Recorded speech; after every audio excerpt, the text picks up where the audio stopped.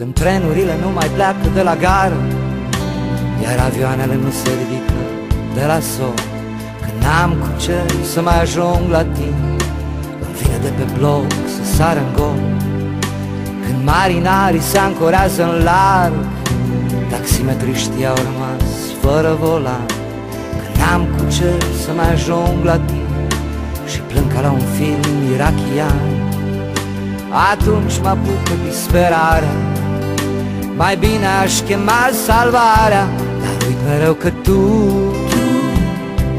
ești lângă mine.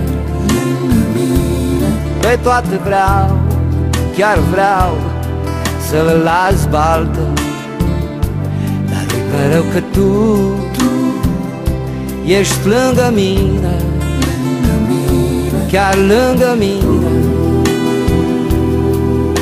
Ești în camera cealaltă. 24 Fan ți prezintă pe Dinu Olărașu și Adrian Ivanitski. Iar dincolo de tine e pustiu.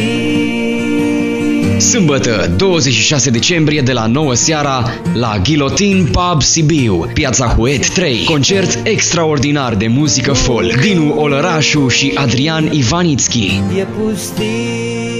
Recomandat de 24 Fan.